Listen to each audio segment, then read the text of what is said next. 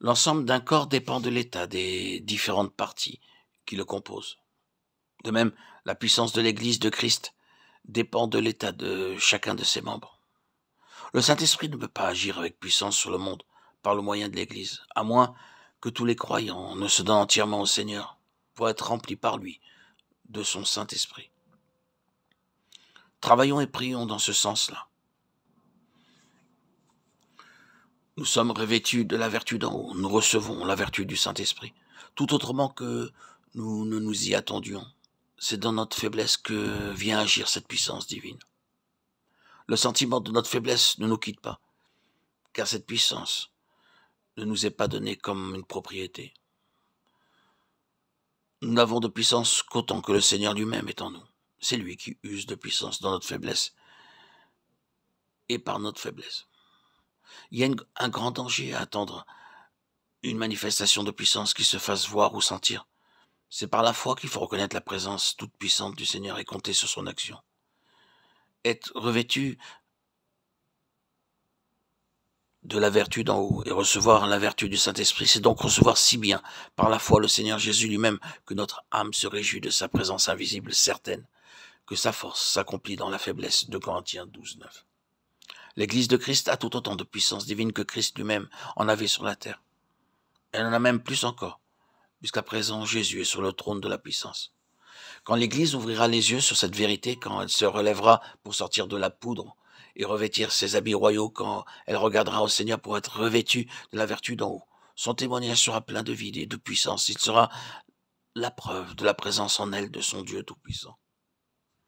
Une puissance douée de volonté et prête à faire passer sa volonté dans la mienne en toutes circonstances.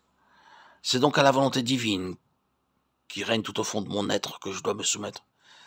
Si je l'obéis avec déférence, elle agira par moi et me fera marcher par sa force. Je te demande, ô mon Père, de me faire comprendre qu'aussitôt que j'ai le Christ vivant, je possède la puissance.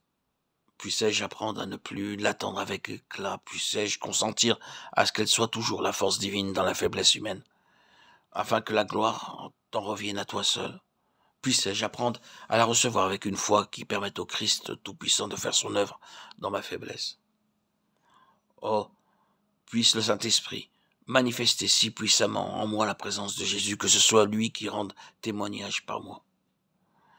Oh mon Père, je veux que tout mon être soit soumis à cette sainte puissance. Je veux que tout en moi obéisse à ses lois chaque jour. Et tout le long du jour, je veux la servir avec humilité, jusque dans les moindres détails.